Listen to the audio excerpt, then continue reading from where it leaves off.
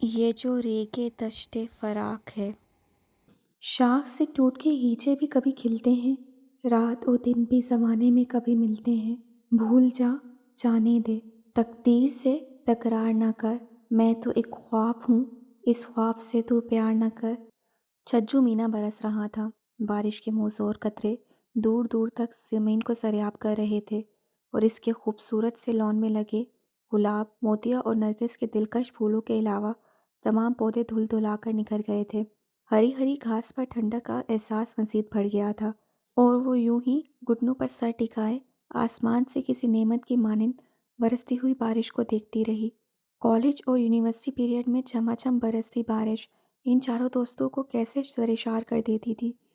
تمام پیریڈ مس کر کے یونیورسٹی کے سرسبز لان میں درختوں کے نیچے بیٹھ کر اس موسم کو نمکو، چپس اور پیپسی کے ساتھ انجوائے کرنا کتنا اچھا لگتا تھا۔ وہ تو خیر بچپن سے بارش کی رسیا تھی، ٹھہرے ہوئے پانی میں کاغذ کی کشتیاں بنا کر انہیں اپنے ہاتھوں سے بہا دینا اس کا محبوب مشغلہ تھا۔ مگر اس کے ساتھ ساتھ انشا، عریشہ اور شیزا بھی کس قدر دیوانی تھیں ساون کی بارش کی۔ جب بھی آسمان پر کالی گھٹا کو اٹھتے ہوئے دیکھتیں، مارے مسرت کے جھومنے لگتی تھیں۔ شاید تمام لڑکیاں ہی ایسی ہوتی ہیں، بارش، پھولوں اور تتلیوں سے پیار کرنے والی۔ کالج اور یونیورسٹی کی کچھ حسین یادیں آج اس برستی بارش کو دیکھ کر بالکل اچانک ہی اس کے ذہن میں تازہ ہو گئیں۔ اسپیشلی یونیورسٹی کا وہ الوداعی دن جب وہ چاروں ایک دوسرے سے جدا ہو رہی تھیں، تو عریشہ نے سب کا ہاتھ اپنے ہاتھ میں لے کر کہا تھا کہ وہ چاروں زندگی میں کہیں بھی جائیں، کیسے بھی رہیں، مگر ایک دوسرے کو کبھی فراموش نہیں کریں گی، ہر حال میں ایک دوسرے سے رابطہ رکھیں گی اور اپنے اپنے حالات سے ایک دوسرے کو باخبر رکھیں گی۔ مگر وہ چاروں ہی یہ وعدہ اِفا نہیں کر پائیں تھیں، کیونکہ یونیورسٹی پیریڈ کے بعد انشا اپنے گاؤں واپس لوٹ گئی، جہاں اس کی شاندار سی حویلی میں فون تو تھا، مگر مسلسل کوشش کے بعد بھی رابطہ ممکن نہ ہو سکا تھا۔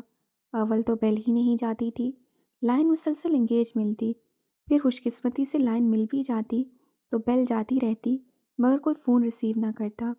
تنگ آ کر تمکین نے یہ سلسلہ ترک کر دیا اور گاؤں کے پتے پر انشا کے نام ایک تفصیلی خط لکھ کر پوسٹ کر دیا، مگر 2 ماہ گزرنے کے باوجود بھی اس خط کا جواب نہ آیا، تو اس نے عریشہ سے رابطہ کرنے کی کوشش کی، اور فون کرنے پر اسے پتہ چلا کہ وہ شاہ ولاج میں نہیں ہے، بلکہ نامعلوم مدت تک کے لیے اپنے پاپا سے ملنے دبئی چلی گئی ہے۔ تب مایوس ہو کر اس نے عریشہ سے بھی رابطہ ترک کر دیا، اور بعد میں اس کا اپنا نمبر تبدیل ہو گیا۔ شیزا چونکہ اس کی پھپھوزاد تھی، لہٰذا ان دونوں کا ملاپ پہلے کی طرح ہی جاری تھا۔ کبھی شیزا اس کے پاس آ جاتی تو کبھی وہ ان کے گھر چلی جاتی۔ ان دنوں چونکہ اس کے گھر میں اس کے تایازاد کزن اشر افندی کی شادی کے ہنگامے چل رہے تھے، تو شیزا کافی دنوں کے لیے ادھر ہی آئی ہوئی تھی، اور وہ اس کی آمد پر انتہا سے زیادہ مسرور تھی۔ کبھی کبھی عریشہ اور انشا کی یاد اسے اداس کر دیتی تھی، وہ پہروں ان لوگوں کو یاد کرتی رہتی اور اپنا دل جلاتی۔ اس وقت بھی وہ لان سے جڑے برآمدے کی سیڑھیوں پر اداسی سے بیٹھی انہی کے خیالوں میں کھوئی ہوئی تھی کہ شیزا اسے پورے گھر میں ڈھونڈ کر بالآخر ادھر ہی چلی آئی۔ پھر اسے برآمدے کی سیڑھیوں میں گمسم سا بیٹھا دیکھا تو دھیمے سے مسکرا کر اس کے کندھے پر ہاتھ مارتے ہوئے وہیں اس کے پہلو میں بیٹھ گئی اور خوب چہک کر بولی، خیریت؟ یہ اکیلے اکیلے کسے یاد کیا جا رہا ہے بھائی؟ اس کے کھنک مار لہجے پر تمکین نے چونک کر سر اٹھایا تھا، پر اس کے لبوں پر پھیلی دلکش مسکراہٹ کو دیکھتے ہوئے قدرے کھوئے کھوئے سے انداز میں بولی، شیزا آج مجھے عریشہ اور انجشا کی بہت یاد آ رہی ہے، کتنے دن ہو گئے ہیں نا ان سے جدا ہوئے۔ اوہ سوری بھائی، میں تو سمجھی تھی تم یہاں چم برستی بارش کو انجوائے کرتے ہوئے اشر بھائی کو یاد کر رہی ہو۔ ویسے ایک گڈ نیوز ہے تمہارے لیے، محترم کل شام کی فلائٹ سے واپس پاکستان آ رہے ہیں۔ اس کی بات کو قطعی نظر انداز کرتے ہوئے وہ اپنے محسوس انداز میں چہکی تھی۔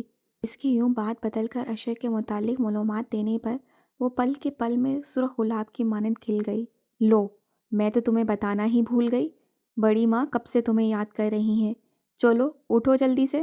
اس کی لمبی پلکیں لرزتی دیکھ کر وہ پیشانی پر ہاتھ مارتے ہوئے افسوس کے انداز میں بولی، ساتھ ہی اسے بازو سے پکڑ کر اٹھا دیا۔ ایک منٹ، دیکھو یہ اشر بھائی کے سامنے ہمہ وقت عریشہ اور انشا کی تسبیح نہ پڑھتی رہنا، چڑ جائیں گے، سمجھی؟ وہ جاने کے لیے مڑی تھی جب شزا نے ایک دم سے اس کے سامنے آ کر بڑے بھوڑوں کے انداز میں نصیحت کی۔ جواب میں تمکین نے منہ چڑھانے والے انداز میں لب پھیلا کر تابعداری سے جی اچھا کہا، پھر اسے مصنوعی حفیظ سے گھورتے ہوئے اندر ٹی وی لانچ میں چلی آئی جہاں عائشہ بیگم اسی کی منتظر بیٹھی تھیں۔ آؤ نمی بیٹا، میں کب سے تمہارا انتظار کر رہی تھی۔ اسے اپنے قریب آتے دیکھ کر انہوں نے اپنائیت سے کہا، پھر اپنے قریب ہی صوفے پر اس کے لیے جگہ بنائی۔ نمی بیٹے، اشر کل پاکستان آ رہا ہے، تم تو جانتی ہو کیسے رخریلے مزاج کا لڑکا ہے وہ، پھر شادی والا گھر ہے، کہیں امن سکون کا راج نہیں۔ تم ایسے کرو، شزا کے کمرے میں شفٹ ہو جاؤ اور اپنا کمرہ اشر کے لیے ڈیکوریٹ کر دو۔ تھوڑے سے دنوں کی بات ہے، کوئی شکایت کرنے کا موقع نہ دینا اسے۔ عائشہ بیگم یوں حلیمی سے التجا کر رہی تھیں گویا انہیں تمکین کا کسی بھی صورت میں اپنا کمرہ چھوڑنے کا گمان نہ ہو، جبکہ اشر کے لیے تو وہ اپنی جان بھی تھیج سکتی تھی، پھر کمرے کی کیا حیثیت تھی۔ الٹا اس کے دل میں یہ بات سن کر خوشی کے جلترنگ سے بج اٹھے تھے کہ اشر اس کے کمرے میں قیام کرے گا، اس کی مانوس خوشبو اس کے کمرے کے در و دیوار میں رچے بسے گی۔ تبھی تابعداری سے سر جھکا کر اس نے دھیمے سے جی کہا تو عائشہ بیگم نے اسے ڈھیروں دعاؤں سے نواز ڈالا۔ شاید انہیں یقین نہیں تھا کہ بے انتہا ضدی ان کی لاڈلی پوتی اتنی جلدی مان جائے گی، کیونکہ وہ شروع سے ہی اس کی ضدی فطرت سے مکمل آگاہ تھیں۔ کمرہ تو دور کی بات، وہ تو اپنی معمولی سے معمولی چیز بھی کسی کو دان نہیں کرتی تھی۔ بچپن میں اگر کوئی اس کے کھلونوں کو چھو بھی لیتا تو وہ رو رو کر سارا گھر سر پہ اٹھا لیتی تھی۔ بے شدید غصے میں وہ سارے کھلونے توڑ دیتی کہ جن پر کسی اور کے ہاتھوں کے چھو جانے کا ذرا سا بھی شک ہوتا اسے، اور صرف کھلونے ہی کیا، اپنے کپڑے، اپنی کتابیں، اپنے استعمال کی ایک ایک چیز وہ صرف خود تک ہی محدود رکھتی تھی۔ گھر کے کسی فرد کو اسی کسی بھی چیز کو ہاتھ لگانے کی اجازت نہ تھی۔ جوانی میں آ کر بھی اس کی یہی عادت رہی تھی۔ ہاں، اتنا فرق ضرور آیا تھا کہ اب وہ خود سے کسی چیز کے مانگنے پر وہ چیز اپنے من پسند افراد کو ضرور دیتی تھی اور بعد میں مقررہ وقت پر واپس بھی لے لیتی تھی۔ صرف ایک حامی کے علاوہ اس میں تمام خوبیاں ہی خوبیاں تھیں، فرمانبردار، ملنسار، سب کے کام آنے والی اور ایک بہت اچھی لڑکی تھی۔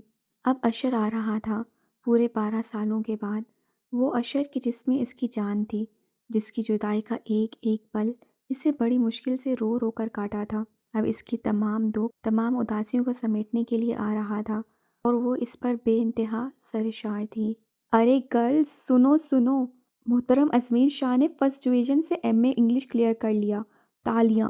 ماہم شاہ بھاگتے ہوئے کمرے میں داخل ہوئی تھی، پھر بلند آواز میں وہاں موجود لڑکیوں کے جمع شدہ گروپ کو تازہ خبر سنائی تو جواب میں سبھی لڑکیاں سوائے عریشہ کے کھلکھلا کر ہنس پڑیں۔ واہ واہ، کیا زبردست نیوز سنائی ہے یار، مزہ آ گیا۔ ویسے تم نے اس شاندار کامیابی پر کوئی ہار وار نہیں پہنایا اسے؟ رانیہ فوراً چہکی تھی۔ جواب میں ایک مرتبہ پھر کہکہوں کا سیلاب امڑ پڑا۔ لو، میں کیسے پہناتی ہار انہیں؟ محترم گردن ہی تفکر سے یوں اکڑائے پھر رہے ہیں جیسے پتہ نہیں کتنا بڑا تیر مار لیا ہو۔ ماہم کا لہجہ ایک مرتبہ پھر طنز سے بھرپور تھا۔ لڑکیوں کی کھلکھلاہٹ مزید دوبالا ہو گئی۔ بھائی، وہ ایم اے انگلش کر لے یا ایم اے فارسی، کم از کم اس جنم میں تو کوئی اچھی لڑکی اسے گھاس ڈالنے والی نہیں۔ کیوں، درست کہہ رہی ہوں نا میں؟ شریر عدیلہ نے کن اکھیوں سے عریشہ پر ایک سرسری نظر ڈال کر قدرے تفکر سے کہا تو لڑکیوں نے ہنستے ہوئے فوراً اس بات میں سر ہلا دیا۔ لو، اور سنو، پچھلے دنوں محترم کو اپنی ایک کلاس فیلو حسینہ سے عشق ہو گیا اور جناب نے نہایت دیدہ دلیری سے اظہار عشق بھی فرما دیا۔ بس پھر تو کچھ مت پوچھو کیا ہوا۔ اس حسینہ نے خوب جما کر وہ زبردست تھپڑ لگایا کہ جناب کی آنے والی 7 نسلیں بھی یاد رکھیں گی۔ طنز و مزاح کی اس محفل میں فائقہ کیوں پیچھے رہتی؟ تب ہی خوب اٹلا کر نحوت سے بولی تو سبھی لڑکیاں افسوس سے سر ہلاتے ہوئے ایک مرتبہ پھر کھلکھلا کر ہنس پڑیں۔ ویسے سوچنے کی بات ہے، یہ 7 نسلیں آئیں گی کہاں سے؟ نشا نے کچھ اس انداز میں منہ بنا کر رازداری سے کہا کہ لڑکیوں سے اپنی ہنسی پر قابو پانا دشوار ہو گیا۔ تب عریشہ سے مزید برداشت نہ ہو سکا تو چلا اٹھی۔ بند کرو تم لوگ یہ اپنی گندی بکواس۔ ازمیر نے اگر کسی لڑکی کو چاہا ہے تو دنیا کا کون سا انوکھا کام کیا ہے؟ وہ بھی انسان ہے تم لوگوں کی طرح، اس کے سینے میں بھی محبت بھرا ایک خوبصورت دل ہے جسے کوئی اچھا لگ سکتا ہے، پھر اس میں یوں گدھوں کی طرح ہنسنے والی کون سی بات ہے؟ اسے ازمیر کا مذاق بنانا برا لگتا تھا، लिहाजा इस वक्त भी वो खुद पर कंट्रोल न रख पाई थी और उन पर चिल्ला उठी, लो बीवी, नेक वक्त भी यहीं बैठी है, हमें तो पता नहीं था। हमको इसका यूं अजमेर के लिए चिल्लाना सख्त बुरा लगा था। तभी इसने मुंह बनाकर इसे निशाने पर लेने की कोशिश की, मगर अरीशा ने एक मर्तबा फिर इसे बुरी तरह डपट कर रख दिया। Shut up! शर्म आनी चाहिए तुम लोगों को, अपने ही कज़न के खिलाफ इतनी घटिया ज़बान इस्तेमाल करते हुए। तुम लोगों को ज़रा सा भी एहसास नहीं कि अगर तुम्हारी ये बातें उसके कानों तक पहुंच जाएं तो उसे कितना दुख होगा। पता नहीं कहाँ मर गई है तुम्हारे अंदर की इंसानियत। इसके कदरे जज्बाती होकर चिल्लाने पर कहकाओं की बाज़गश कुछ लम्हों के लिए थम गई। तुम्हें बड़ी हमदर्दी हो रही है इस सड़ियल करेले से। क्या बात है, कहीं तावीज़ वगैरह तो नहीं करवा दिए तुम पर? फाइका को भी रंग में भंग डालना सख्त नागवार गुजरा था। तभी अरीशा की तरफ मशकूक निगाहों से देखते हुए करोफर भरे अंदाज में बोली तो अरीशा ने मारे जब्त के अपनी मुट्ठियां भींच लीं। मैं कहती हूँ बकवास बंद करो अपनी। तुम लोगों का घटियापन तुम्हारी इस गंदी सोच और पुस्त गुफ्तगू से बाखूबी आया है मुझ पर। तुम लोग किसी रियासत की शहजादियां हो ना तो ठीक है, रात सजदे करो अपने हुस्न को, मगर प्लीज़ बहुत मेहरबानी होगी अगर तुम लोग अपनी ज़ुबान से अजमेर का जिक्र करना भूल जाओ। मारे इश्ताल की इसकी छोटी सी नाक फूल गई थी। तब वहाँ मौजूद अपनी तमाम कज़न्स पर एक अफसोस भरी अलविदाई नज़र डालकर वो कमरे से बाहर निकल गई। पता नहीं समझती क्या है खुद को। वो सड़ियल करेला इसे हमसे ज़्यादा अजीज़ हो गया। और भाई हो क्यों ना, हमा वक्त मुलाजमों की तरह आगे पीछे जो फिरता रहता है कि शायद अरीशा जैसी हूर उस पर तवज्जो कर सके। पता नहीं दिन में एक बार आईना भी देखने की जहमत गवारा करता है या नहीं। उनके लहजे में जलन की चिंगारियां फूट रही थीं। तभी वहां मौजूद दीगर लड़कियों ने सर झटक कर इसे रिलैक्स होने की नसीहत की और फिर दोबारा अपने मनपसंद मौज़ूआत पर तबसरे करने लगी। अरीशा ने कमरे से निकलकर सीधा अजमेर के कमरे का रुख किया, जो निहायत खुशी के आलम में फ़ोन पे किसी से महूक गुफ्तगू था। फिर नज़र चूं ही इसके सादे से सरापे पर पड़ी, वो फ़ोन बंद करके वो इसकी तरफ चला आया। बहुत बहुत मुबारक हो अजमीर, आज तुमने एक और बहुत बड़ी कामयाबी को हासिल कर लिया। बोलो ट्रीट कब दे रहे हो इस खुशी में? थोड़ी देर पहले वाली कैफियत से निकलकर वो हास्य बशाशत भरे अंदाज में बोली थी। अजमीर ने धीमे से मुस्कुराकर भरपूर निगाहों से इसकी तरफ देखा, फिर इसी तरह मुस्कुराते हुए पुरसुकून लहजे में बोला, जब तुम कहो और जहाँ कहो, मैं ट्रीट देने के लिए तैयार हूँ। हाँ, इतना ज़रूर कहना चाहूँगा कि तुम्हारे अल्फाज ने मुझे जिस कदर खुशी दी है वो लफ्ज़ों में बयान नहीं कर सकता। इसकी गिलाफी स्याह आंखों में खुशी के हज़ारों दीप रोशन थे। अरीशा ने भरपूर मोहब्बत से उसे मुस्कुराते हुए देखा, फिर कतरे खोए खोए से अंदाज में बोली, तुम मुस्कुराते हुए कितने खूबसूरत लगते हो अजमीर, ये तो मुझे आज ही पता चला है। इस अनायत के लिए बेहद शुक्रिया। भरपूर मुसरत से जवाबी रिस्पॉन्स में इसने कहा था, फिर भी आस्ता ही खिलखिलाकर हंस पड़ा। अरीशा तो बस उसे देखती ही गई। गंदमी रंग, जहानत से चमकती स्याह गुलाफी आंखें, चौड़ी पेशानी, मतनासिब नाक और कशीदा पेशानी पर बिखरे भूरे घुंघराले बाल। वो कहाँ से इतना बदसूरत था कि यूं महफिलों में मजाक बनता। और फिर हुस्न क्या सिर्फ वही होता है जो चेहरे पर नजर आए? अगर ऐसा होता तो खुदा अरमानों भरा खूबसूरत दिल क्यों देता है?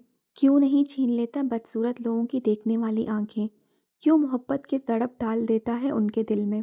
कितनी ही देर गुमसुम सी वो इसके चेहरे में खोई रही, जहाँ ढूंढने से भी उसे कोई बदसूरती नजर नहीं आ रही थी। अरे, तुम कहाँ खो गई? वो जो पता नहीं क्या क्या कहे जा रहा था, इसे यूं गुमसुम सा अपनी तरफ एकटक देखते हुए पाया तो चौंक कर पूछ बैठा। जवाब में अरीशा ने धीरे से नफ़ी में सर हिलाकर मुस्कुराती हुई एक नज़र इस पर डाली, फिर इसे दोबारा इसकी कामयाबी पर मुबारकबाद देती हुई छपाक से इसके कमरे से निकल आई। उसके इस अंदाज पर अजमीर सर झटक कर धीमे से मुस्कुरा दिया। एक्सक्यूज़ मी मिस, प्लीज़ मेरी बात सुने। ये गैर मानूस पुकार पर इंशा ने गर्दन घुमाकर पीछे नज़र की तो निगाहों के हलकों में वही दिलकश सा चेहरा आ गया जो वो रोज़ ऑफिस से बाहर निकलने पर कदरे नागवारी से देखती रही थी। पिछले 2 माह से वो लड़का इसके ऑफिस के बाहर अपनी शानदार सी गाड़ी से टेक लगाए हुए इसी का मुंतज़िर खड़ा होता और हर रोज़ इस पर एक सरसरी नागवार नज़र डालकर आगे बढ़ जाती। पिछले 2 माह से इस लड़के ने कभी इसका रास्ता रोकने या इससे मुखातिब होने की हिम्मत नहीं की थी, मगर आज 2 माह बाद वो इसे पुकारने की जसारत कर बैठा था। अब में इंशा ने हंसी हैरत से इसकी समेत निगाह की। देखिए, मैं पिछले 2 माह से ہر روز آندھی طوفان بارش میں بھی صرف اور صرف آپ کے لیے یہاں اس آفس کے سامنے آ کھڑا ہوتا ہوں، یہاں تک کہ شدید دھوپ اور گرمی کی بھی پرواہ نہیں کرتا۔ جانتی ہیں کیوں؟ کیونکہ میں آپ کو پسند کرتا ہوں اور آپ سے اپنے دل کی تمام باتیں کرنا چاہتا ہوں۔ کمال جرأت کا مظاہرہ کرتے ہوئے اس سے فقط 2 ہی پل میں اپنا مدعا بیان کر دیا تو ایک دھیمی سی دل آویز مسکراہٹ انشا کے لبوں پر بکھر گئی۔ تب ہی وہ قدرے طنزیہ انداز سے مسکراتے ہوئے بولی، تو پھر اب میں کیا کروں؟ بے حد پرسکون انداز میں اس نے کہا۔ جواب میں اس کے سامنے کھڑے اس خوب روز سے لڑکے کی گویا ہمت بندھی تھی۔ تب ہی وہ بولا تو اس کے لہجے میں پہلی سی گھبراہٹ نہیں تھی۔ میں آپ سے تنہائی میں ملنا چاہتا ہوں۔ فوراً ہی اس نے اپنا مدعا بیان کر دیا تو انشا نے بے حد دلچسپی سے اس کی سمیت دیکھا، پھر مسکراتے ہوئے بولی، سوری مگر میں آپ سے ملنا نہیں چاہتی۔ کیوں؟ آپ مجھ پر مکمل اعتماد کر سکتی ہیں۔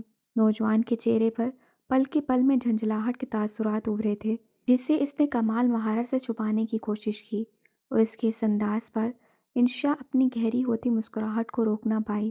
دیکھیے، میں آپ پر اعتماد کر سکتی ہوں کیونکہ آپ کے چہرے پہ صاف لکھا ہوا ہے کہ آپ کسی شریف خاندان کی پیداوار ہیں، لیکن وہ کیا ہے کہ میرے شوہر کو آپ پر اعتماد نہیں ہو سکتا، اور پھر وہ ہے بھی بہت سخت۔ ایسے ہی مجھے آپ کے ساتھ دیکھ لیا تو مجھے تو کچھ نہیں کہے گا مگر معذرت کہ آپ کا حشر نشر کر دے گا۔ وہ جانتی تھی اسے اپنی حفاظت کیسے کرنی ہے، تبھی قطعی کنفیوز ہوئے بغیر ہاں سے آرام سے بولی تو اس کے سامنے کھڑے اس ہوبرو نوجوان کی آنکھوں میں پل کے پل جیسے کچھ ٹوٹ کر بکھر گیا۔ تبھی وہ اپنے لہجے کی کپکپاہٹ پر قابو نہ پا سکا اور ہچکچاتے ہوئے بولا، آپ شادی شدہ ہیں؟ کس قدر بے یقینی تھی اس کے لہجے میں۔ انشا نے بنا اس پر توجہ کیے چپ چاپ اس بات میں سر ہلا دیا۔ ایکسکیوز می، مجھے دیر ہو رہی ہے، میرے حال میں مجھے چلنا چاہیے، خدا حافظ۔ اگلے ہی پل اپنے محسوس انداز میں نہایت سکون کے ساتھ اس نے کہا اور اپنے 90 تلے قدم اٹھاتی وہاں سے دور ہوتی گئی۔ نوجوان نے شدید بے بسی کے عالم میں اپنا ہاتھ کار کے بونٹ پر مارا تو اس کے ارد گرد چھپے ہوئے تمام دوست نکل کر اس کے قریب چلے آئے۔ کیا ہوا؟ لڑکی پٹ گئی کہ نہیں؟ اس کے سب سے عزیز دوست شاہد نے آگے بڑھ کر اس کے کندھے پر ہاتھ رکھتے ہوئے اپنے محسوس لوفرانہ انداز میں کہا تو نوجوان نے مایوسی سے نفی میں سر ہلایا، پھر اسی طرح قدرے شکستہ انداز میں بولا، شادی شدہ ہے یار، میری عقل گھاس چرنے گئی تھی جو میں پچھلے 2 ماہ سے اس کے لیے خوار ہو رہا تھا۔ جھنجھلاہٹ اور غصہ اس کے چہرے پر واضح دکھائی دے رہا تھا۔ تب ہی صغیر آگے بڑھا اور اسے حوصلہ دیتے ہوئے بولا، شادی شدہ ہے تو کیا ہوا؟ تمہیں کون سا نکاح پڑھوانا ہے اس سے؟ بس اپنا مطلب نکال اور بھول جا۔ صغیر کے تیز لہجے نے اسے چونکا دیا۔ قدرے توجہ سے اس کے چہرے کی طرف دیکھا تو صغیر اسے آنکھ مارتے ہوئے ہنس پڑا۔ جواب میں اس کے لبوں پر بھی مسکراہٹ بکھر گئی۔ اچھا مشورہ ہے یار، میں بھی کتنا ڈفر ہوں۔ خواہ مخواہ اس کے ہاتھ سے نکل جانے پر ہرٹ ہو رہا تھا۔ دائیں ہاتھ سے اپنی پیشانی پر بکھرے بال سمیٹتے ہوئے وہ قدرے متبسم انداز میں بولا تو اس کے دوستوں نے گویا سکون کا سانس لیا، کیونکہ وہ جب بھی ڈپریس ہوتا تھا اپنے ساتھ ساتھ اپنے تینوں دوستوں کو بھی پریشان کر کے رکھ دیتا تھا۔ چل اب جلدی سے گھر پہنچ، وہ تمہاری مس ثانیہ میڈم پچھلے کئی گھنٹوں سے تمہارے انتظار میں بیٹھی ہے۔ تم بھی نا یار، کوئی کام ڈھنگ سے نہیں کرتے، پورے 3 ماہ سے لٹکا کے رکھا ہے اسے، دفع کرو، جان چھڑاؤ اس سے۔ اب کہ مونم بولا تھا اور اس کے اس ڈپٹنے والے انداز پر اس سے مسکرا کر اسے دیکھا، پھر آہستہ سے سر اس بات میں ہلا کر گاڑی میں آ بیٹھا اور تینوں دوستوں کو قریبی ریسٹورینٹ کے پاس ڈراپ کر کے سیدھا گھر چلا آیا، جہاں واقعی اس کی نمبر 1 محبوبہ ثانیہ خان اس کے انتظار میں بے قراری سے پہلو بدل رہی تھی۔ پھر جوں ہی اسے وسیع ہال میں داخل ہوتے دیکھا، دوڑ کر اس کے قریب آئی اور قدرے روحان سے لہجے میں بولی، آدی تھینک گاڈ تم آ گئے، میں کب سے تمہارا انتظار کر رہی تھی، مونم کو بھی تمہارے لیے میسج دیا۔ آدی میں بہت ڈسٹرب ہوں، ڈیڈی میری شادی اپنی پسند سے کرنا چاہ رہے ہیں مگر میں تمہارے بغیر نہیں رہ سکتی، پلیز تم کچھ کرو نا آدی، پلیز۔ وہ انتہائی دل برداشتہ ہو رہی تھی۔ عدنان روف نے کمال ہوشیاری سے اس کے مومی ہاتھ اپنے مضبوط ہاتھوں میں لیے، پھر اسے قریبی صوفے پر نرمی سے بٹھاتے ہوئے پرمحبت لہجے میں بولا، میں بھی تم سے بہت پیار کرتا ہوں ثانی، تمہارے بغیر جینے کا تصور تک نہیں ہے، لیکن پلیز مجھے معاف کر دو۔ क्योंकि मैं चाह कर भी तुम्हारे लिए कुछ नहीं कर सकता। फिर तुम तो जानती हो, बाबा ने मेरे पैरों में ऑलरेडी एक अदद लड़की से निकाह की बेड़ियां डाल रखी हैं, जिसे कति पसंद नहीं करता, मगर मैं बहुत मजबूर हूँ। मेरे पास तुम्हें कबूल करने के लिए कुछ भी नहीं, यहाँ तक कि अपना घर तक नहीं। इसलिए मैं नहीं चाहता कि फ़क़्त मोहब्बत के लिए मैं तुम्हें दुनिया की हर खुशी से तरसा दूँ। सो प्लीज़ सब कुछ भूल जाओ और खुश खुश अपनी नई ज़िंदगी शुरू करो, क्योंकि तुम्हारी खुशी में ही मेरी खुशी है। ड्रामे में तो वो मास्टर था, लिहाजा इस वक्त की आंखों में आंसू भर लाया तो सानिया तड़प कर रह गई। नहीं आदि, मैं रूखी सूखी खा लूँगी, मगर तुम्हारे अलावा किसी से शादी नहीं करूँगी। प्लीज़ सानिया, ये वक्त जज्बाती होने का नहीं है। अगर तुम वाकई मुझसे प्यार करती हो, तुम्हें मेरी खुशी की परवाह है, तो प्लीज़ वही करो जो मैं चाहता हूँ, वरना मैं कभी तुमसे बात नहीं करूँगा। इसके जज्बाती अंदाज पर वो कदरे हफ़ी से बोला तो सानिया कुछ पल डुबडुबाई आंखों से उसकी तरफ देखती रही। फिर एक झटके से वहाँ उठी और रोते हुए घर से बाहर निकल गई। तब अदनान रऊफ़ ने अपना मसनूई आंसू उंगली पर उतार कर झटका और कुछ सोचकर धीरे से मुस्कुरा दिया। मेहंदी का फंक्शन अपने अरूज पर था। रंग बरंग के आंचल लहराती खूबसूरत लड़कियां रंगीन तितलियों की मानिंद इधर उधर उड़ती फिर रही थीं, जबकि अपने कमरे की खिड़की में दोनों हाथों पर चेहरा टिकाए खड़ी तमकीन रज़ा निहायत महवियत से अपने कज़न अशर अहमद आफंदी को देख रही थी, जो अभी थोड़ी देर पहले ही पाकिस्तान पहुंचा था और इस वक्त बुजुर्गों की झरमट में बैठा इनके प्यार को समेटते हुए जिंदगी से भरपूर कहके लगा रहा था।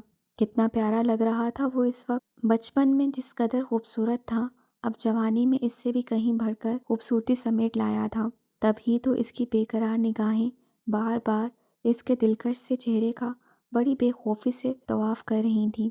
ये उसका वो कज़न था जिसे वो पिछले 15 सालों से टूट कर चाहती आ रही थी, जिसकी एक पल की बेरूही इसका सारा खून निचोड़ लेती थी। पिछले 15 सालों से वो दोनों ही एक दूसरे की मोहब्बत में जकड़े हुए थे। अशर गुज़िश्ता 12 सालों से परदेस में मुकीम था और गुज़रे हुए इन 12 सालों में कभी ऐसा नहीं हुआ कि वो एक दिन के लिए भी उसे भूल गया हो। हर रोज़ रात को देर तलक कंप्यूटर पर वॉइस चैटिंग करना, एक दूसरे को मोहब्बत भरी नज़्मों गज़लों में दिल का हाल समोकर प्यार भरे तफसीली खत लिखना और अपने एक एक पल के हालात से बाखबर रखना इन दोनों की रूटीन बन चुकी थी। दोनों ही एक दूसरे को बेइंतहा चाहते थे, और क्यों ना चाहते, इनके बीच बंधन ही ऐसा जुड़ा हुआ था कि वो चाहकर भी एक दूसरे से बेखबर नहीं रह सकते थे। आज से 18 साल कबल, जब वो महज 6 साल की थी, तो इसके ताया अब्बू मिस्टर फ़ारूक अहमद साहब ने अपने वालिद यानी तमकीन के दादा जनाब हसन अहमद साहब और दीगर घर वालों की खुशी को मद्देनज़र रखते हुए अपने इकलौते और लाडले बेटे अशर आफंदी के नाम की अंगूठी इसकी नन्ही मुन्नी सी उंगली में डाल दी, और तब से ही 11 साला अशर आफंदी मुकम्मल तौर पर तमकीन रज़ा पर काबिज हो गया। एक पल के लिए भी तमकीन के बगैर इसका गुजारा नहीं था। तमकीन की मम्मी आलिया बेगम की गोद से मचल मचल कर तमकीन को लेता और इसे अपने पास बिठाकर इसके साथ अपने कीमती खिलौनों से खेलता, अपनी हर कीमती से कीमती मनपसंद चीज़ बड़ी खुशी से इसके साथ शेयर करता। फिर जूं जूं वो बड़ी होती गई, अशर इसके मामले में मज़ीद एहसास होता गया। अब तमकीन को सिर्फ इसके साथ ही खेलने की इजाज़त थी। वो अगर कभी भूले से भी इसकी गैर मौजूदगी में किसी और कज़न के साथ खेलने की कोशिश करती, तो अशर फ़ौरन मुंह फुला लेता, कई कई दिन इससे बात ना करता, या फिर उस बच्चे से ही लड़ पड़ता कि जिसके साथ वो खेलने का जुर्म करती थी, और गुस्से में उसके सारे खिलौने भी तोड़ देता। कभी कभी तो खुद को भी नुकसान पहुंचा लेता, और उसकी यही शिद्दत मासूम सी तमकीन को समा देती। इसे उसके जुनून से खौफ आने लगता। फिर इन्हीं दिनों ताया अब्बू अपने बिजनेस के सिलसिले में हमेशा के लिए लंदन में शिफ्ट हो गए। तब हकीकी मायनों में तमकीन और अशर दोनों को दिन में तारे नज़र आ गए। मासूम सी तमकीन नटखट से अशर के वजूद की इतनी आदी हो गई थी कि अब इसके बगैर इसके लिए एक लम्हा भी गुजारना बहुत दुश्वार था। लिहाजा कितने ही दिनों तक वो रोती तड़पती बुखार में जलती रही, बार बार अशर के पास जाने की जिद करती रही, मगर वक्त के साथ साथ उसे सब्र आ गया। अशर लंदन जाकर भी इसे फरमोश न कर सका। तभी रोज़ फ़ोन पर इससे बात करता, इसकी हर हर कामयाबी पर इसे विश करता, गिफ्ट भेजता और घंटों इंटरनेट पर गपशप लगाता।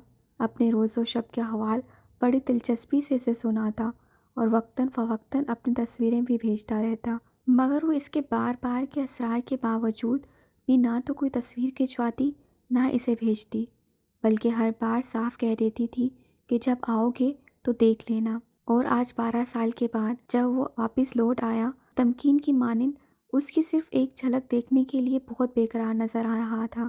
تمکین اپنے کمرے کی کھڑکی سے اس کی متلاشی اور بے قرار نگاہوں میں چھپی محبت بخوبی دیکھ سکتی تھی۔ تب ہی تو گلاب کی پنکھڑیوں جیسے امرین لبوں پر جاندار مسکراہٹ آپ ہی آپ پھیلے جا رہی تھی۔ کا یہ عالم تھا کہ پاؤں دھرتی کہاں تھی اور پڑتا کہاں تھا۔ اشر کو ستانے اور اس کی بے قراری دیکھنے کے لیے ہی تو وہ اپنے کمرے میں آ چھپی تھی، اور اب اس کی بے قراریوں سے خوب لطف اٹھا رہی تھی۔ اور جانے کب تک یہ آنکھ مچولی جاری رہتی کہ دادا جی نے اسے آواز دے ڈالی۔ تب ان کے حکم پر بھاگتے ہوئے وہ سیڑھیاں اترنے لگی تو اچانک اس کا پاؤں اپنا توازن برقرار نہ رکھ سکا اور سیڑھیوں کے درمیان سے لڑکھڑاتی ہوئی نیچے آئی۔ بازو تو پورا چھل گیا، جبکہ پاؤں پہ بھی شدید چوٹ آئی، اور یوں گیند کی مانند سیڑھیوں سے لڑکتے ہوئے دیکھ کر سب کے ساتھ ساتھ نٹکھٹ سا اشر بھی چونکا تھا، اور پھر بے آہستہ ہی کھلکھلا کر ہنس پڑا۔ کی نے جو سنبھل کر اسے کھلکھلاتے دیکھا تو اس کی گلاب سی سرخ رنگت مزید متغیر ہو گئی۔ تبھی وہ پھولے پھولے سے خفا چہرے کے ساتھ حسن احمد صاحب کے پہلو میں چپ چاپ آ کھڑی ہوئی تو اس کی خفگی دیکھتے ہوئے ان کی ہنسی کو فوراً بریک لگ گئے، جبکہ اشر اب بھی ہنس رہا تھا۔ یہ تمکین بیٹی ہے اشر، تمہارے رضا انکل کی بیٹی اور تمہاری بچپن کی دوست۔ کیا یہ نمی ہے دادا جی؟ وہ بہتی ناک والی بےسری سی نمی؟ کمال ہے، اتنی بڑی ہو گئی ہے۔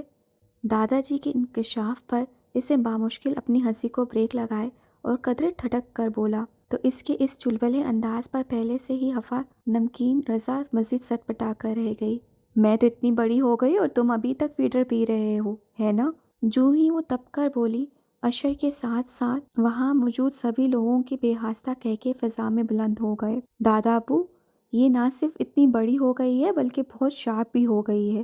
سچ سچ بتائیے، آپ لوگ کیا کھلاتے ہیں اسے؟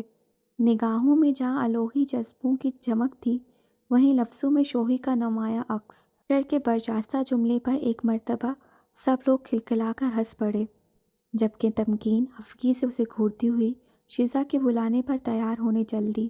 مہندی کی یہ پر رونق سی تقریب فقط ایک اشر کے آ جانے سے کتنی دلکش لگ رہی تھی، وگرنہ اس کے لیے عاشر بھیا کی اس قدر دھوم دھام والی شادی میں کوئی چارم نہ تھا۔ اشر دیگر لوگوں سے فارغ ہو کر جب اس کی طرف آیا تو وہ سیڑھیوں پر بیٹھی اسی کے بارے میں سوچ رہی تھی، اور وہ چھوٹے چھوٹے قدم اٹھاتا سیڑھیوں پر ہی اس کے پاس آ بیٹھا، پھر منہ اس کے کان کے پاس لا کر سرگوشانہ انداز میں بولا، کیسی ہو نمی؟ اس کے سرشار سے لہجے پر تمکین نے رخ پھیر کر ایک نظر دیکھا، پھر اگلے ہی پل نظر جھکا کر خفگی سے بولی، کیوں، تمہیں کیسی لگ رہی ہوں؟ بہت پیاری، بہت خوبصورت۔ اس کے خفا انداز پر دھیمے سے مسکراتے ہوئے وہ نچلا ہونٹ دانتوں تلے دبا کر ذرا سا اس کی طرف جھکتے ہوئے شریر انداز میں بولا۔ تمکین بلش ہو کر رہ گئی، تب ہی قدرے بھوکلا کر بولی، بس بس رہنے دو، باتیں بنانا تو تم سے سیکھے کوئی، اور پاگل بنانا تم سے، ہے نا؟ وہ اسی انداز میں مسکراتے ہوئے بولا تو تمکین چڑ کر رہ گئی، تم کبھی نہیں سدھرو گے، ہمیشہ بندر کے بندر ہی رہو گے۔ تو تم کون سا سدھر گئی ہو؟ وہی جھینگروں کی مہارانی ہو۔ قرض رکھنا تو اس نے کبھی سیکھا ہی نہیں تھا، لہٰذا فوراً چٹ سے جواب دیا تو تمکین مزید دب کر اسے دیکھنے لگی، جو پچھلے کئی گھنٹوں سے مسلسل اسے زج کر رہا تھا۔ اشر، تم انسانوں والی گفتگو نہیں کر سکتے؟ مٹھیاں بھینچ کر وہ بھرپور ضبط کا مظاہرہ کر رہی تھی، جبکہ اشر اسے ستا کر لطف سمیٹ رہا تھا۔ تبھی مسکراتے ہوئے سکون سے بولا، میڈم، میرے خیال میں تو میں انسانوں والی گفتگو ہی فرما رہا ہوں۔ وہ کیا ہے کہ جانوروں کی لینگویج ابھی میں نے سیکھی نہیں ہے، وگرنہ آپ کی زبان میں آپ سے کلام کرتا، وہ بھی اپنے نام کا ایک ہی تھا۔ تمکین سے مزید برداشت کرنا دشوار ہو گیا تو منہ پھلا کر اٹھ کھڑی ہوئی۔ جب بھی ہانکنا الٹی ہی ہانکنا، مجھے ستائے بغیر تمہیں چین آتا ہی نہیں نا؟ اس کے خفگی سے بھرپور انداز پر اشر نے ہنستے ہوئے اس کی کلائی تھام لی، پھر سوری کہہ کر ایک جھٹکے سے اپنے پہلو میں بٹھا لیا تو اس کے غصے کا گریٹ بھی قدرے نیچے آ گیا۔ تایا ابو اور تائی ماں کیسی ہیں اشر؟ وہ لوگ کیوں نہیں آئے تمہارے ساتھ؟ فار گاڈ سیک یار، ایک تو تم سوال بہت کرتی ہو۔ بہرحال ماما کے پاؤں میں فریکچر تھا اور وہ چل پھر نہیں سکتی ہیں، بس اس لیے نہ آ سکیں، اور نہ پاپا۔ البتہ اگلے مہینے ہو سکتا ہے وہ آ جائیں۔ ویسے پاپا کہہ رہے تھے کہ اشر بیٹا، اب پاکستان جا ہی رہے ہو تو ہماری بہو بیگم کو ساتھ ہی لے آنا، گھر بہت سونا سونا ہے ہمارا، 2-4 بچے بچے ہوں گے تو من بہل جائے گا۔ اس کے سوال پر وہ قدرے شوخی سے بولا تو تمکین ایک بار پھر بلش ہو کر رہ گئی۔ اشر باز آ جاؤ ورنہ میں دادا جی سے تمہاری شکایت کروں گی۔ چلو یہ کارنامہ بھی کر کے دیکھو، اسی کی کسر باقی رہ گئی تھی۔ اس کے دھمکی امیز انداز پر وہ قدرے جرگ کا بولا تو تمکین کھلکھلا کر ہنستے ہوئے وہاں سے اٹھائے۔ سنو، میں دادا جی سے کہہ آیا ہوں کہ عاشر بھائی کے فوراً بعد اب میرے بیاہ کے بھی باجے گاجے کھڑکائیں، وگرنہ ایسا نہ ہو کہ میرے صبر کا پیمانہ لبریز ہو جائے اور میں خفا ہو کر واپس لندن بھاگ جاؤں۔ قدرے تیز آواز میں اس نے پیچھے سے ہانک اٹھائی تھی۔ تمکین کے تیز قدموں کو فوراً بریک لگ گئی۔ تم جا کر تو دکھاؤ، میں تمہارا سر توڑ دوں گی۔ قدرے جذباتی ہو کر وہ بولی تو اس کی حالت زار سے بھرپور لطف اٹھاتے ہوئے اشر کھلکھلا کر ہنس پڑا، اور تمکین اسے یوں ہنستے دیکھ کر فوراً رخ پھیر گئی کہ وہ اس وقت نظر لگ جانے کی حد تک پیارا لگ رہا تھا۔ موسم حاسی حد تک ابر آلود ہو رہا تھا۔ ٹھنڈی ٹھنڈی ہوائیں کھڑکی سے ٹکراتے ہوئے ہاسے شریر انداز میں اس کی نفاست سے بنے بال بکھیر رہی تھیں، اور وہ گمسم سا کھڑا ڈوبتے ہوئے سورج کا اداس منظر دیکھتا رہا۔ شاہ ولاج اس کی پہچان حسن کا مرکز تھا، اور اس کے دادا شاہ محمد اور دادی فاطمہ بیگم دونوں ہی اپنے حسن میں بے مثال تھے۔ پھر آگے ان کی اولادیں، جن میں ان کے سب سے بڑے بیٹے آفاق شاہ، پھر منجلے بیٹے بلال شاہ، بیٹی نورینا، اور پھر سب سے چھوٹے بیٹے احسن شاہ، سب اپنے حسن میں بے مثال تھے۔ پھر شاہ محمد اور فاطمہ بیگم نے اپنے بچوں کے لیے ان کی زندگی کے ہمسفر بھی اتنے ہی خوبصورت ڈھونڈے، اور آگے ان کی اولادیں بھی اتنی ہی خوبصورت پیدا ہوئیں۔ سب سے بڑے آفاق شاہ کے 2 بیٹے ارسلان احمد شاہ اور اذہان احمد شاہ، پھر 2 ہی بیٹیاں ماہم شاہ اور میمونہ شاہ، قدرتی حسن کی زندہ مثالیں تھیں۔ کھڑے کھڑے تیکھے نقوش اور گورے چٹے سیب جیسے گلابی رنگ انہیں سب سے ممتاز بناتے تھے۔ پھر بلال شاہ کے 3 بچے تھے، جن میں سب سے بڑی ان کی بیٹی دانیہ، پھر فائقہ اور سب سے چھوٹا بیٹا کاشف حسن کی دولت سے مالا مال تھے۔ بلال شاہ کے بعد نورینا شاہ کی اولاد، جن میں ان کی 3 بیٹیاں نشا، عدیلہ اور عریشہ، اپنے بے مثال حسن میں سب سے بڑھ کر تھیں۔ احسن شاہ کے 2 ہی بچے تھے، سب سے بڑا ازمیر شاہ اور اس سے چھوٹی نہایت خوبصورت بیٹی سمیہ شاہ، جو ان دنوں اسلام آباد ہاسٹل میں رہائش پذیر ایم اے اکنامکس کی تیاری کر رہی تھی۔ سبھی کزنس ایک دوسرے سے بے حد کلوز تھے، مگر ازمیر شاہ کو خوبصورتی کی دولت کے ساتھ ساتھ اپنے پیاروں کی دولت کے لیے بھی ہمیشہ ترسنا پڑا۔ تبھی تو شعور سنبھالتے ہی وہ گھر سے دور چلا گیا، اور پورے 10 سال کے بعد انگلینڈ سے اپنی تعلیم مکمل کر کے وطن واپس لوٹا۔ گھر بھر میں اس کے حوالے سے اگر کوئی بات ہوتی تھی تو لازمی طور پر ہی پہلا موضوع اس کا رنگ روپ بنتا۔ شاہ ولاج کے ہر فرد کے لیے اس کی خوبصورتی ہرگز کسی اچنبھے سے کم نہیں تھی۔ بچے تو بچے، گھر کے بڑے بھی اس کی یہ انفرادیت قبول کرتے ہوئے ہچکچاتے تھے، اور شاید ان کا یہی رویہ تھا جس نے ازمیر شاہ کو اس کی اپنی ذات میں بالکل اکیلا کر دیا۔ وہ عمر جو اس کے کھیلنے کودنے ہنسنے بولنے کی تھی، اس عمر میں اس نے خود پر سنجیدگی کو طاری کر لیا۔ ہمہ وقت کتابوں کی دنیا میں کھوئے رہنا اور اپنے کام سے کام رکھنا اس نے اپنا شیوا بنا لیا تھا۔ بھرے پورے گھر میں وہ اگر کسی کو مخاطب کرتا تو صرف اس وقت جب بہت مجبوری ہوتی، باصورت دیگر وہ اپنا ہر کام خود کر لیتا۔ ہاں، محل جیسے اس حسین شاہ ولاج میں عریشہ وہ واحد ہستی تھی کہ جس کے ساتھ وہ بچپن سے بے حد اٹیچ تھا، جس نے ہمیشہ ہر قدم پر پرخلوص دل سے اس کا ساتھ دیا تھا۔ شاہ ولاج میں 10 سال کے طویل عرصے کے بعد اس کی واپسی کو دل کی گہرائیوں سے خوش آمدید کہا تھا، اور ہمیشہ اپنے نرم اور محبت بھرے سلوک سے اس کی شخصیت کا غرور، اس کی اپنی ذات پر اس کا مکمل اعتماد زیادہ سے زیادہ بحال کرنے کی ہمیشہ کوشش کی تھی۔ اور شاید یہی وجہ تھی کہ اسے کوئی بھی مسئلہ، کوئی بھی پریشانی ہوتی، وہ صرف اسی سے شیئر کرتا اور بلا جھجک اپنا کام اسے کہہ دیتا۔ اسمیر کے لیے چائے بنانا، اس کے کپڑے پریس کرنا، کسی بھی بزنس ڈیلنگ یا پارٹی کے لیے ڈریس چوز کرنا، اس کے جوتوں، ضروری فائلز اور موضوع کو سنبھال کے رکھنے کی ذمہ داری بھی اسی پر تھی۔ بدلے میں وہ اسے اس کی اسٹڈی میں مدد دیتا، خواہ کتنا بھی تھکا ہوتا۔ گھنٹوں اس کے پاس بیٹھا، اسے کیمسٹری کے فارمولے سمجھاتا رہتا، یا اسے اگر اپنی کسی فرینڈ کے ہاں جانا ہوتا تو اپنی ضروری مصروفیات ترک کر کے اپنی ذمہ داری نبھاتا کہ ایسا کرنا اسے اچھا لگا کرتا تھا۔ لندن میں یونیورسٹی پیریڈ کے دوران عریشہ کی مانند ہی ایک انتہائی خوبصورت لڑکی شہزین خان اس کی مسرور کن پرسنالٹی سے مغروب ہو کر اس کی طرف کھینچی چلی آئی۔ دونوں میں 2-4 ماہ تک خوب دوستی چلی۔ تب اسمیر کو لگا کہ وہ جیسے شہزین خان کے بارے میں ایک دوست سے ہٹ کر بھی کچھ سوچنے لگا ہے۔ اس کا محرومیوں کا مارا دل کسی اور ہی لے پر دھڑکنے لگا ہے، اور اس سے پہلے کہ دل نافرمان کی یہ بے قابو دھڑکنیں اس کا جینا دشوار کر دیتی، اس نے ایک روز موقع دیکھ کر بالآخر شہزین خان سے اپنے پیار کا اظہار کر دیا، مگر اس کا رد عمل اسمیر کے تصور سے یکسر مختلف تھا۔ شہزین خان نے اسمیر کے اظہار محبت پر کس قدر حیرت انگیز انداز میں اسے دیکھا تھا، پھر بے ہاستہ ہی کھلکھلا کر ہنس پڑی، اور اپنی ایک ایک دوست کو روک روک کے ہنستے ہوئے اس نے اسمیر کے اضطراف محبت کے بارے میں بتایا، اور پھر سب کے درمیان خوب جما کر ایک جاندار تھپڑ اس کی گال پر جڑ دیا۔ تب نہایت ترشی کے ساتھ ساتھ الفاظ استعمال کرتے ہوئے اسے اس کی اوقات میں رہنے کی وارننگ دیتی وہ وہاں سے چلی گئی، اور اس روز اسمیر کا اپنی ذات پہ رہا سہا اعتماد بھی ٹوٹ کر کرچی کرچی ہو گیا۔ اسے اپنا آپ اپنی قابلیت، ذہانت اس کھوٹے سکے کی مانند لگی جسے ایک اندھا فقیر بے خبری میں لے تو لیتا ہے مگر اس کے کسی کام کا نہیں ہوتا، کیونکہ وہ اسے خرچ نہیں کر سکتا۔ اس نے سمجھا تھا کہ کم صورت لوگوں کو محبت یا حسین خواب دیکھنے کا کوئی حق نہیں ہوتا۔ تبھی وہ ایگزام سے فارغ ہوتے ہی پاکستان واپس چلا آیا۔